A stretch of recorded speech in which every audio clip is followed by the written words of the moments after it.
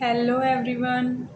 आज हम डिस्कस करेंगे एचटेट पीजीटी फिजिक्स 2016 के पेपर के 30 क्वेश्चन हमने कर लिए थे और 30 क्वेश्चन हमारे रहते हैं। तो आज हम जो 30 क्वेश्चन बचते हैं उनको करेंगे। तो क्वेश्चन है holes are present in. Holes कहाँ पर प्रेजेंट होते हैं? तो holes are present in valence band. तो होल्स जो होते हैं वो कहाँ प्रेजेंट होते हैं? वो कहाँ होते हैं? वैलेंस बैंड में। वो कब बनते हैं? When electron jump from valence band to conduction band. जब एक इलेक्ट्रॉन वैलेंस बैंड से कंडक्शन बैंड में जंप करता है then holes are created in valence band. तो वैलेंस बैंड में होल क्रिएट होते हैं। The energy level that lie just above valence band. जो एनर्जी लेवल जो अबव है वैलेंस बैंड के कंटेन फ्री होल्स। जो एनर्जी लेवल होता है that just above the valence band उसके पास क्या होते हैं? फ्री होल्स होते हैं। Thus holes are present in valence band and forbidden energy gap. तो होल्स जो होंगे वो किसके ऊपर प्रेजेंट होते हैं? वैलेंस बैंड में और हमारे फॉरबिडन एनर्जी गैप के अंदर। नेक्स्ट है मेरा question number 122। Numerical aperture of a microscope is 0.12। जो न्यूमेरिकल अपर्चर है माइक्रोस्कोप का वो कितना है? 0.12। The resolution limit of the microscope for 6000 angstrom light is. Resolution limit of the microscope, resolution limit निकालनी है और 6000 एंगस्ट्रॉम लाइट के लिए लैम्डा दे दिया है 6000 एंगस्ट्रॉम। तो देखो न्यूमेरिकल अपर्चर जो गिवन है वो है 0.12। यही है ना, न्यूमेरिकल अपर्चर माइक्रोस्कोप का 0.12 है। तो न्यूमेरिकल अपर्चर को कैसे लिखते हैं? Mu sine theta. क्या होता है? Mu sine theta. लैम्डा कितना है? 6000 एंगस्ट्रॉम। तो 6 × 10⁻⁷ मीटर। रिजोल्यूशन लिमिट क्या होती है? रिजोल्यूशन लिमिट होती है lambda by 2 mu sine theta. Lambda divide by 2 mu sine theta. Lambda कितना? 6 × 10⁻⁷ डिवाइड बाय 2। और जो ये हमारे पास ये 2 म्यू साइन थीटा है उसकी वैल्यू क्या गिवन है? 0.12। म्यू साइन थीटा की वैल्यू है 0.12। रिजोल्यूशन लिमिट होती है lambda by 2 mu sine theta. तो 6 × 10⁻⁷ डिवाइड बाय 2 इंटू में 0.12। तो क्या आ जाएगा सोल्व करके? 25 × 10⁻⁷ मीटर। 25 × 10⁻⁷ मीटर। तो ज़रूरी आप क्या या तो कैलकुलेशन मिस्टेक हो सकती है या फिर ज़रूरी नहीं है कि हमने जो इसमें लिख रखा है वो ठीक है। मैंने सोल्व किया है तो ये 25 × 10⁻⁷ मीटर आएगा। आप चेक कर लेना कैलकुलेट करके। नेक्स्ट है question number 123। The excess pressure for the soap bubble are in the ratio 3:1। जो एक्सेस प्रेशर है सोप बबल का वो 3:1 में है। The ratio of their volume is. हमें निकालना है उसके वॉल्यूम की रेशियो। तो देखो क्या है excess pressure. Excess pressure soap bubble के लिए कितना होता है? 4T/R1। P1 दो बबल हैं तो P1 4T/R1, दूसरे का 4T/R2। रेशियो पूछी है P1/P2। तो देखो R2/R1। तो रेशियो गिवन है प्रेशर की वो कितनी है? 3:1। वॉल्यूम की रेशियो पूछ ली तो V1/V2 जो कि क्या है? 4/3πR1 का क्यूब डिवाइड बाय 4/3πR2 का क्यूब। ये कैंसिल तो R1/R2 का क्यूब देखो कितना हो जाएगा? ये 3:1 है तो वो हो जाएगा 1:27। अगला है 124 जो कि क्या है? The radius of first orbit of hydrogen atom is 0.5 × 10⁻⁻10 metre. जो रेडियस है first orbit of hydrogen atom की वो इतनी है। Radius of fourth orbit is. बिल्कुल सिंपल से क्वेश्चन है। तो रेडियस ऑफ फोर्थ ऑर्बिट क्या होगी? क्या रिलेशन है रेडियस का, nth के लिए पूछते हैं जब, और फर्स्ट वाले के साथ Rn = n² R1। n क्या है, फोर्थ ऑर्बिट का, तो 4² इंटू में R1 क्या 0.5 इंटू 10⁻⁻10 मीटर, ये गिवन है। R4 के लिए 16 इंटू 0.5 इंटू 10⁻⁻10 मीटर, यानी कि 8 इंटू 10⁻⁻10 मीटर। नेक्स्ट है question number 125। At 0 kelvin temperature the general expression of Fermi energy is. 0 kelvin temperature पर जो फर्मी एनर्जी का जनरल एक्सप्रेशन है वो क्या है। तो जनरल एक्सप्रेशन देखो फर्मी एनर्जी का कैसे है, वो है E Fermi at 0 kelvin is equal to h²/8m into 3n/πv⁴। Fermi energy 0 kelvin पर क्या होगी, h²/8m into 3n/πv⁴।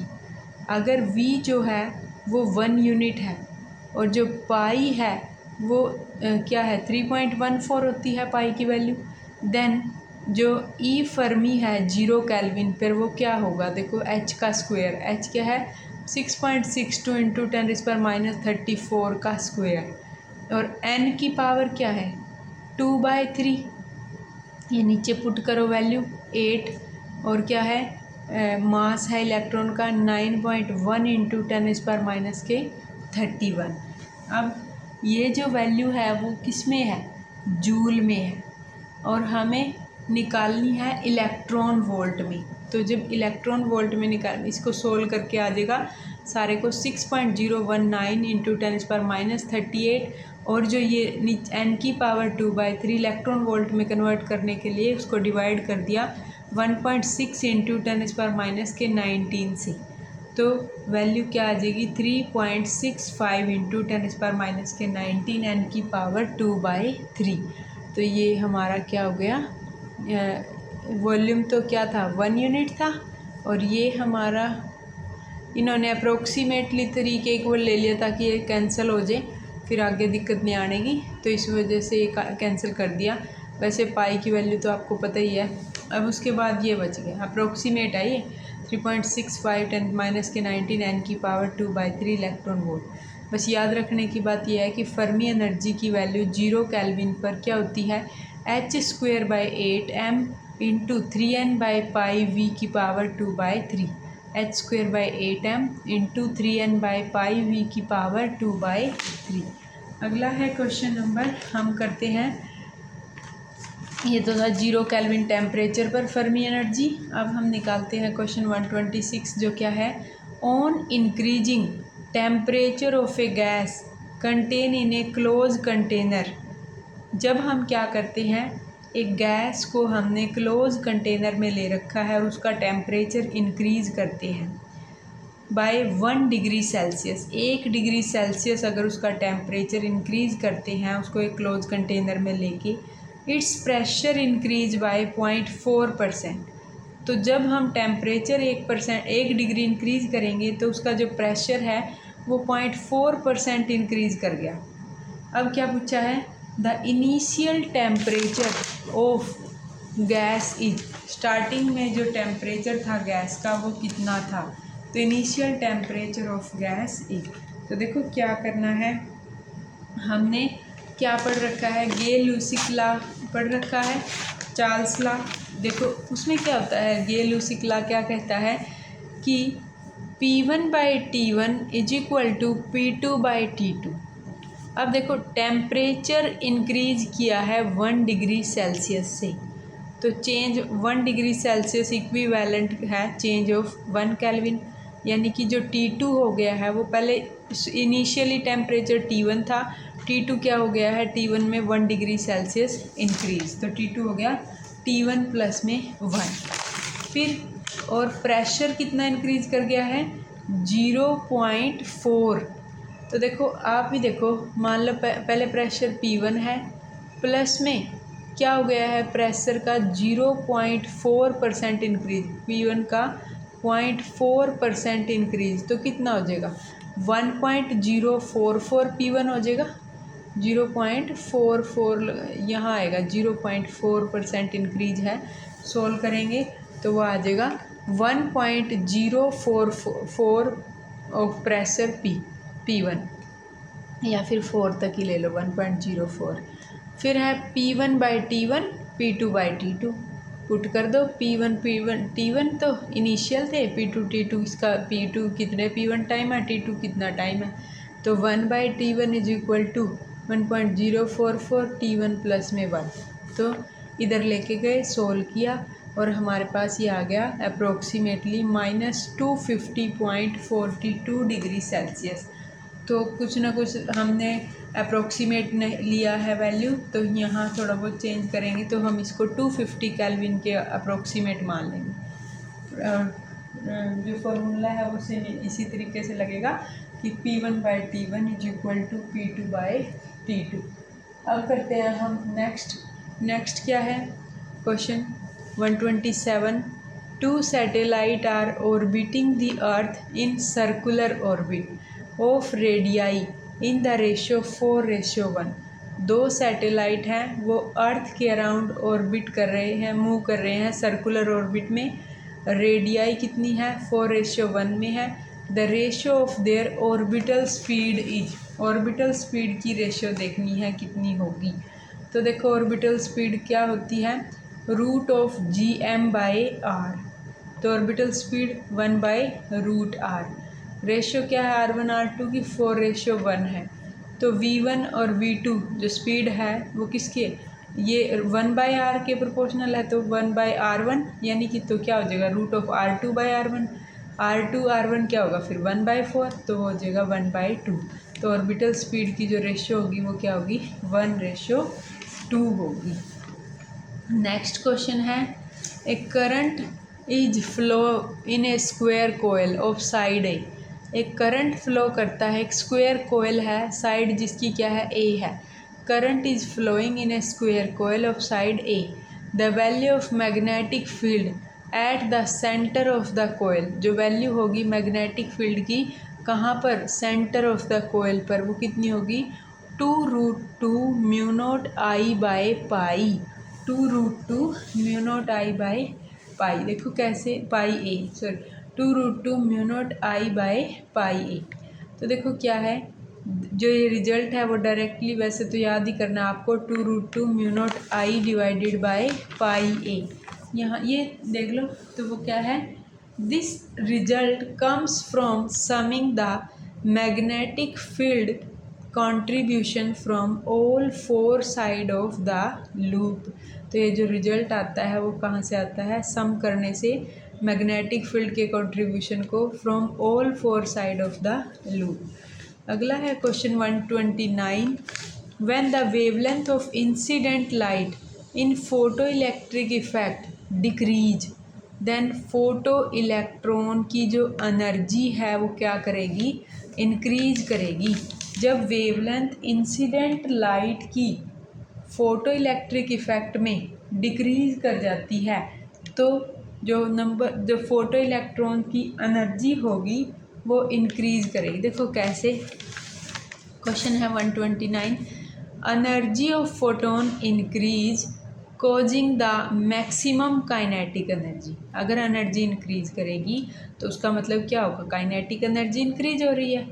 The maximum kinetic maximum and the maximum velocity of the emitted photo electron increase.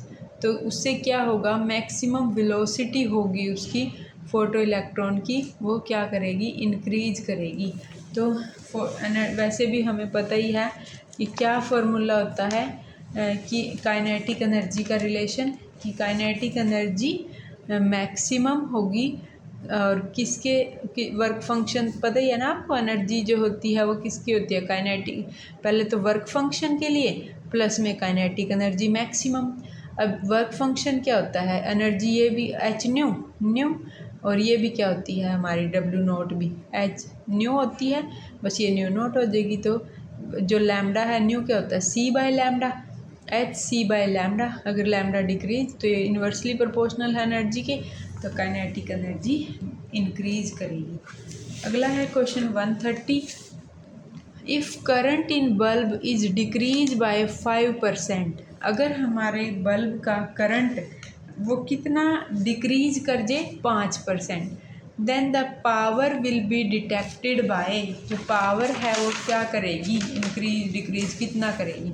तो देखो पावर का formula क्या होता है, P = I²R। ये इनिशियल है, जब उसके लिए करंट, अब नया करंट, ये इनिशियली करंट आई था, न्यू करंट कितना हो गया है, 5% कम हो गया है, तो 0.95 आई हो गया है। तो पावर भी नई क्या होगी फिर, I² × R, 0.95 I² × R, जो कि क्या होगी 0.9025 I²R। डिक्रीज कितना आया है, इनिशियल ये था, ये इंक्रीज नई है तो डिक्रीज करके आ गई 0.0975 और 9.75%। अब है क्वेश्चन नंबर 131, जो कि क्या है 9.75 का अप्रोक्सीमेट 10% ही लिख दिया इन्होंने। अब है the radius of A ball is 5.2 ± 0.2 centimetre. एक बॉल है, उसकी रेडियस ये है। The percentage error in the volume of the ball is, जो परसेंटेज एरर है किस में, वॉल्यूम ऑफ द बॉल में, तो वो क्या होगा। देखो सिंपल है ये तो क्वेश्चन है हमारा। वॉल्यूम क्या होता है बॉल का, 4/3 πr³। हमें क्या निकालना है, ΔV/V, तो ये कांस्टेंट है, ये कांस्टेंट है, तो क्या होगा 3 आगे 3 ΔR/R। ऐसे रिलेटिव एरर निकलेगा वॉल्यूम का। रेडियस का देख ले पहले कि क्या क्या गिवन है हमें। 5.2 ± 0.2 था, यानी कि तो रिलेटिव एरर जो था रेडियस का वो कितना है, R तो है 5.2 और ΔR कितना है 0.2। पुट कर देंगे ΔV/V में 3 ΔR/R। अगर परसेंटेज में निकालना है तो इंटू 100, तो 0.2/5.2 इंटू 100, 3.85%। फिर है परसेंटेज एरर इन वॉल्यूम, तो 3 इंटू में ΔR/R करके जो आया है परसेंटेज, तो वो है हमारा 3.85 और मल्टीप्लाई बाय 3, तो ये हमारा आ गया 11.54%। तो हम करेंगे क्वेश्चन नंबर 132। अब है 132, तो इसका आ गया 11.1%। 132 क्या है, for a ferromagnetic material the mu and H are related as. Ferromagnetic material के लिए म्यू और एच कैसे रिलेटेड होते हैं, जो दिया है ये हमें कि म्यू और एच का क्या रिलेशन है, कि म्यू गिवन है 0.4/h + 12 × 10⁻⁻⁴ हेनरी पर metre. For B to be 1 tesla, magnetic field 1 tesla अगर लें तो value of H should be, तो H की वैल्यू क्या होगी। तो देखो क्या है क्वेश्चन नंबर 132 हमारे पास। B क्या होता है, म्यू एच, म्यू की वैल्यू दे रखी है 0.4/h + 12 × 10⁻⁻⁴ हेनरी पर मीटर है। B क्या है 1 टेस्ला है, और यहाँ पर देखो 0.4/हेनरी और इसको हेनरी से मल्टीप्लाई करेंगे तो कैंसिल 0.4, प्लस में 12 × 10⁻⁻⁴ हेनरी। अब हमें क्या निकालना है, हेनरी, तो इसको उधर लेके जाएंगे 1 - 0.4 कितना 0.6 और डिवाइड बाय ये वाली वैल्यू, तो 12 × 10⁻⁴ सोल्व करेंगे तो क्या आ जाएगा 500 एम्पियर पर मीटर। अब हम करते हैं अगला question 133 question.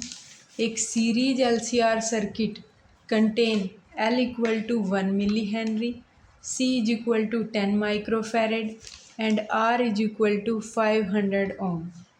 If the inductive and capacitive reactance are equal, then the value of the reactance is, series LCR circuit है, L उसमें 1 मिली हेनरी है, C 10 माइक्रोफैरड है, आर क्या है 500 ओम है। If the inductive and capacitive reactance both are equal then the value of the reactance is, reactance की value क्या होगी। तो रेजोनेंस कंडीशन क्या है कि एक्सएल और एक्सी इक्वल होते हैं। एक्सएल अगर एक्सी के इक्वल है तो वो क्या होती है, root of L by C. L है 1 मिली हेनरी 10⁻³ हेनरी। सी क्या है 10 माइक्रोफैरड, 10 इंटू 10⁻6 फैरड, 10⁻5 फैरड। तो एक्स की वैल्यू क्या होगी, root L by C 10⁻² is equal to 10 ohm. Resonance condition is XL equal to XC, XL XC equal to root L by C, L 1 milli henry, C 10 microfarad, X की value आ जाएगी 10 ओम।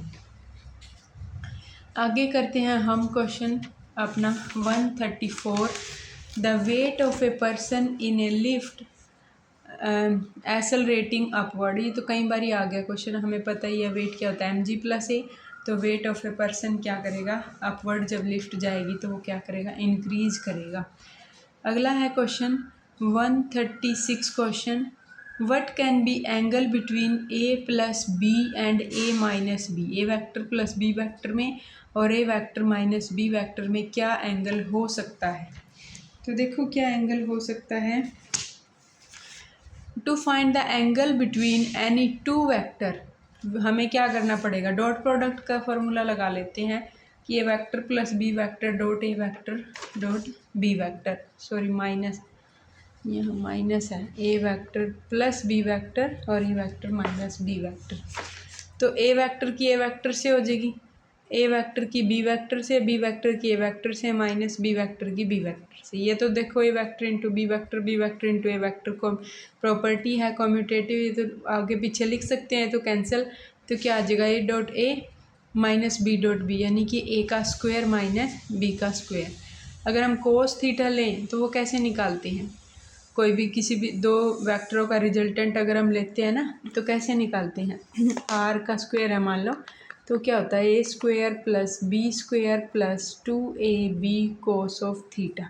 या फिर क्या होता है कोस फाई, देखो क्या है cos phi A dot B cos theta.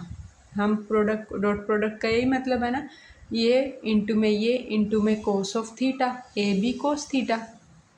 Cos theta क्या होगा फिर, इसकी और इसकी तो है ही डॉट प्रोडक्ट, डिवाइडेड बाय जो ए और बी क्या थे मैग्नीट्यूड, तो ए प्लस बी का मैग्नीट्यूड ए माइनस बी का मैग्नीट्यूड, या तो डायरेक्टली इसी से हो जाएगा या फिर ऐसे।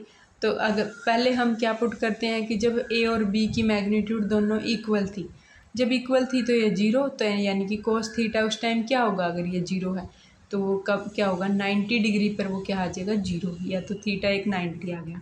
अगर ए हमारा बड़ा हो बी छोटा हो तो जो प्रोडक्ट आएगा उनका वो पॉजिटिव आएगा, तो प्रोडक्ट पॉजिटिव है तो एंगल हमारा इसका मतलब एक्यूट है, 0 और 90 के बीच का है।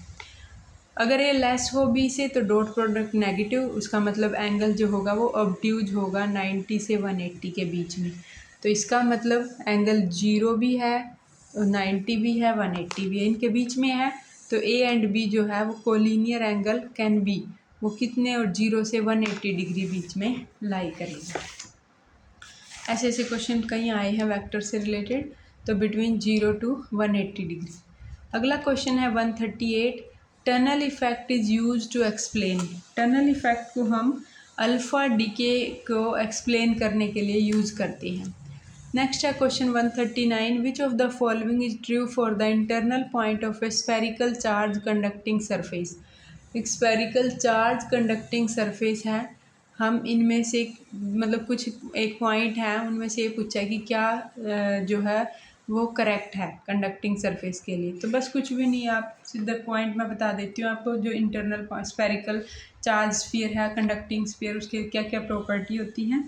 तो सबसे पहली प्रॉपर्टी इलेक्ट्रिक फील्ड वो क्या है, वो जीरो है, कहाँ पर, inside a conducting material. In electrostatic equilibrium the electric field is zero, जो इलेक्ट्रिक फील्ड होता है वो जीरो होगा। और कुछ एक और प्रॉपर्टी है, इलेक्ट्रिक पोटेंशियल क्या होगी, वो कांस्टेंट होगी। Because the electric field zero, तो electric potential does not change from the surface to the centre. Third है the potential value equal the surface potential, potential value जो है वो इक्वल होगी सरफेस पोटेंशियल के। नेक्स्ट है the net charge inside, में जो नेट चार्ज है वो क्या है, जीरो। तो बस इलेक्ट्रिक फील्ड जीरो और potential not equal to zero, और हर जगह क्या होगी, इक्वल होगी। अगला क्वेश्चन है हमारा क्वेश्चन नंबर 140। 140 क्वेश्चन क्या है, a lens is behave as a converging lens in air, एक लेंस है वो कन्वर्जिंग लेंस की तरह बिहेव करता है एयर में, एंड डाइवर्जिंग की तरह बिहेव करता है वाटर में।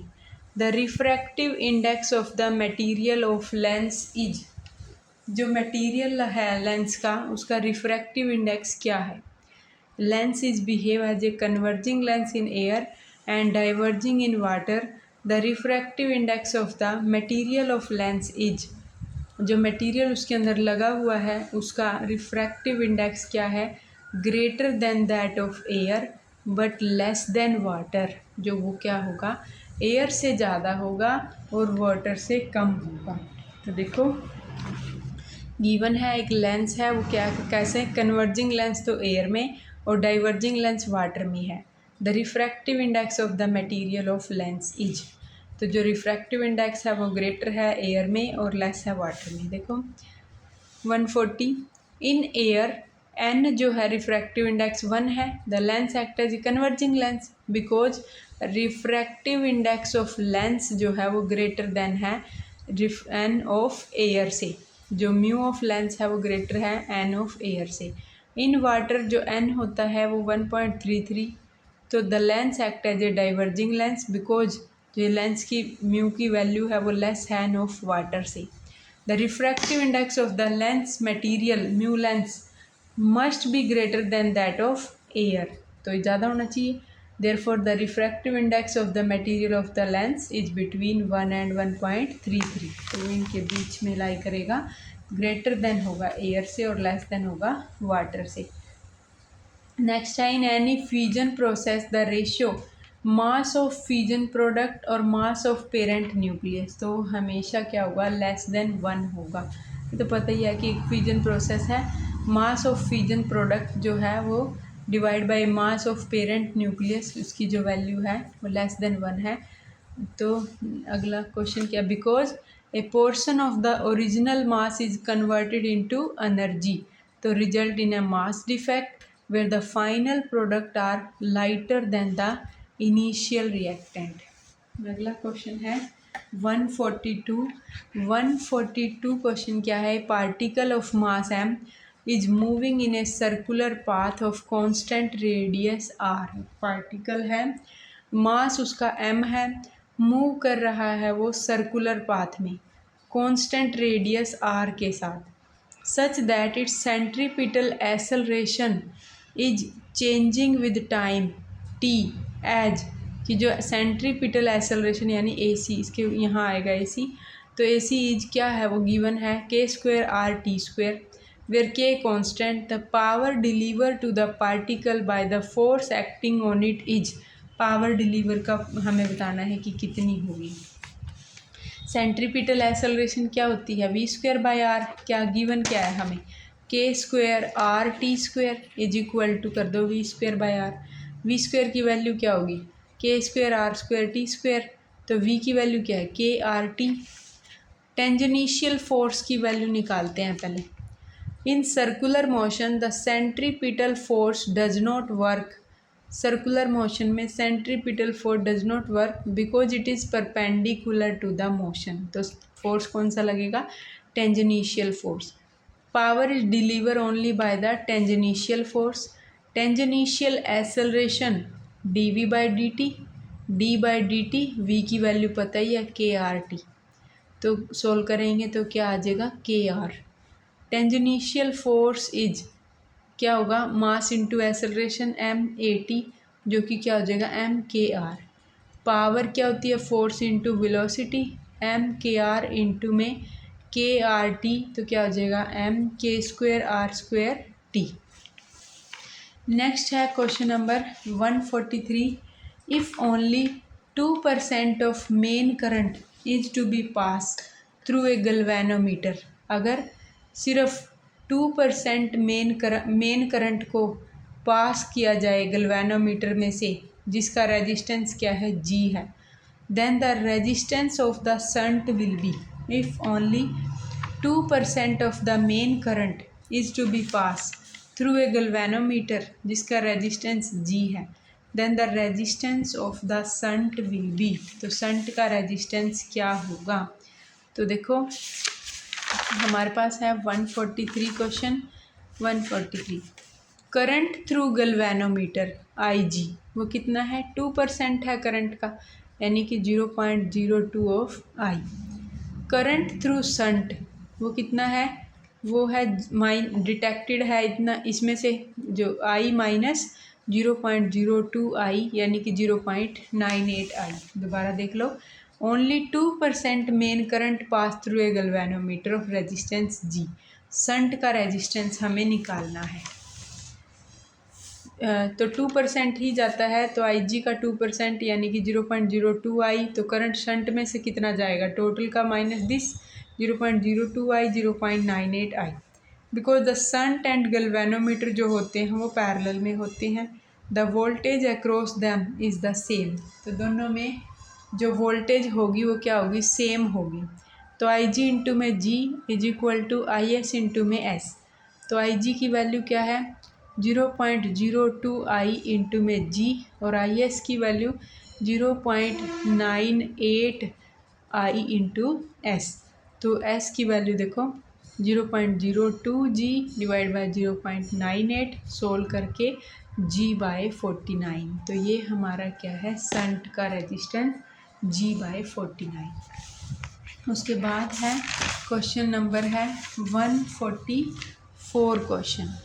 एक कैपेसिटर है 100 माइक्रोफैरड का, is charge to 200 volt and then it is discharge through a 2 ohm resistance. एक कैपेसिटर 100 माइक्रोफैरड का, उसको चार्ज किया है 200 वोल्ट तक, उसके बाद उसको डिस्चार्ज किया through 2 ohm resistance. The total heat generated in the resistance is, जो टोटल हीट जनरेट हुई उसके अंदर वो कितनी है। All the energy stored in the capacitor is converted to heat upon full discharge। जितनी हीट है, जितने भी एनर्जी है वो क्या होगी, कन्वर्ट हो गई हीट में। All the energy stored in the capacitor is converted to heat by full discharge, तो हीट जो है वो कन्वर्ट हो गई, हमारी जो एनर्जी थी वो हीट में कन्वर्ट हो गई, हाफ CV²। तो H is equal to 1/2 C क्या है, कैपेसिटर जिसकी वैल्यू क्या है 100 माइक्रोफैरड, 100 इंटू 10⁻⁶ फैरड, V की वैल्यू क्या है 200 V का स्क्वायर, तो क्या आ जाएगा है, जो हमारी एनर्जी है हीट है वो कितने जूल, 2 जूल की आ जाएगी।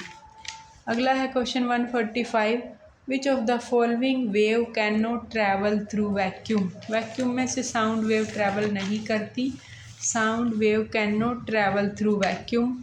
Sound wave require a medium like air, water or solid to travel because they are mechanical vibration. Electromagnetic wave can travel through a vacuum. Electromagnetic wave travel कर सकती है, sound wave cannot travel through vacuum. अब है question number 146, a coil of resistance 300 ohm. एक coil है जिसका resistance है 300 ohm and inductance है 1 Henry, is connected across N alternating voltage source of frequency 300/2 pi hertz. The value of phase difference between voltage and current will be, तो value होगी phase difference की between voltage और current के बीच वो कितनी होगी, वो होगी 45 डिग्री। तो 146 देखो, phase difference in an LR circuit, तो वो क्या होगा 10 phi is equal to XL/R।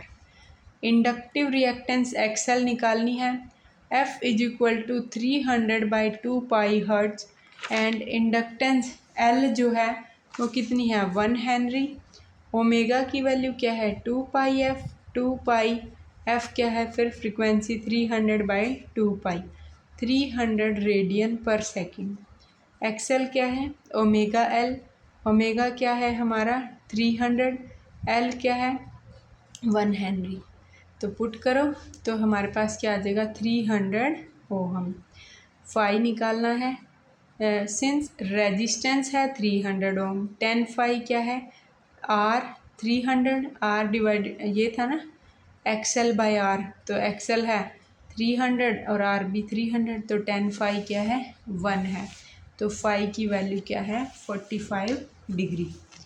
Next है question 147, the moment of inertia of a disc of radius R about a diametric axis is 25 kg meter square. Its moment of inertia about a parallel axis to diameter at a distance r/2 from the center will be. Moment of inertia of a disc of radius r about a diametric axis इतनी है। Its moment of inertia about a parallel axis to diameter at a distance r/2 from the center will be. तो वो कितनी होगी। तो moment of inertia of a disc भी हमें क्या यूज़ करना पड़ेगा पैरेलल एक्सिस थ्योरम। तो आई जो होगा centre of mass plus M H square. Moment of inertia about a diameter is 25 kg metre square. For a disc I of diameter is equal to M R square by 4 25 which means M R square की value क्या होगी 100। अब हम करते हैं parallel to the diameter at a distance H is equal to r/2, तो हमें क्या मिलेगा I of diameter plus M r/2 का स्क्वेयर। तो डायामीटर के कोरस्पॉन्डिंग है 25 प्लस 1/4 एम आर स्क्वेयर, तो 50, 25 प्लस 25 कितना हो जाएगा 50 kg पर मीटर स्क्वेयर। अब है 148 question, 4 similar charges of each value कितनी क्यू, 4 चार्ज हैं सबकी वैल्यू क्या है क्यू है, are placed at the corner of a square of side A, corner पर रखे हैं जिसकी साइड कितनी है ए है। The work needed to bring a unit positive charge from infinite to the centre of the square is, तो हमें कितना वर्क करना पड़ेगा to bring a unit positive charge from infinite to the centre of the square is, infinite से उस centre of the square तक कितना हमें वर्क करना पड़ेगा। तो डिस्टेंस है r, the distance from any corner of a square with side a to its centre is r is equal to a√2/2, a/√2। Potential, the total potential is the sum of potential from all 4 charges q, तो v equal to 4 into Q by 4 pi epsilon nought r, तो q by pi epsilon nought 1/a√2 q by pi epsilon nought a, तो √2 q by pi epsilon nought a। Next है question 149 जो कि क्या है, if conduction current is same as displacement current then source is, वैसे तो AC है लेकिन फिर भी बोथ AC एंड DC भी लिखते हैं, वो कैसे, जब कंडक्शन करंट और ये हमारा 4 चार्जेस थे, जो कंडक्शन करंट अगर डिस्प्लेसमेंट करंट के इक्वल हो तो conduction current is equal to the displacement current ID when the source is an AC source, जब सोर्स क्या हो अल्टरनेटिंग मतलब सोर्स हो, सिर्फ AC के लिए है, लेकिन such as a sinusoidal voltage source connected to capacitor. In capacitor circuit the conduction current flow through the connecting wire, जो कैपेसिटर सर्किट होता है कंडक्शन करंट उनमें कनेक्टिंग वायर में से जाता है, while the displacement current exists in the gap between the plate। क्या कह रहे हैं कि ये जो वायर है जहाँ से इसको कनेक्ट कर रखा है, ये तो कौन सा करंट है कंडक्शन करंट, वायर में से तारों में से जो करंट जा रहा है, जो बीच में गैप है वो कौन सा है displacement current, exist in the gap between the capacitor plate due to the time varying electric field, उसमें टाइम वेरिंग इलेक्ट्रिक फील्ड की वजह से। According to Maxwell equation specifically the Ampere Maxwell law the total current is conserved across the circuit making IC equal to ID at any given instant, किसी time पर वो क्या हो जाएंगे, conserve रहेगा करंट और IC और ID क्लोजिंग। कई जगह मैंने देखा है, वैसे तो AC अगर अकेला ऑप्शन AC सोर्स मिल जाए तो AC लिख के आना, अदरवाइज बोथ भी लिख सकते हैं। 150 क्वेश्चन है, a Carnot engine work as a refrigerator in between 250 kelvin and 300 kelvin. एक कार्नोट इंजन है वो एज ए रेफ्रिजरेटर काम करता है 250 केल्विन और 300 केल्विन पर। It acquire 750 calorie from heat source eight low temperature.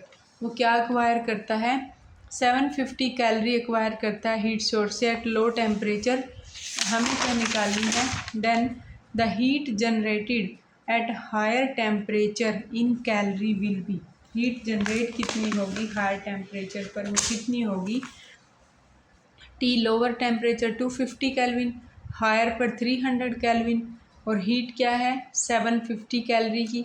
तो रिलेशन क्या होता है कार्नोट इंजन में, Q of high temperature, Q of low temperature, temperature high temperature low का। हमें निकालनी है हाई टेम्परेचर पर हीट, तो QL TH/TL, एक है 750, 300/250, तो यह आ जाएगा 900 कैलोरीज। तो हमारा क्वेश्चन कंप्लीट हो गए। आज हमने 2016 के पेपर को कंप्लीट कर दिया है। इसके बाद हम अपना 2017 का जो स्टेट का पेपर था उसको सोल्व करेंगे। Thank you.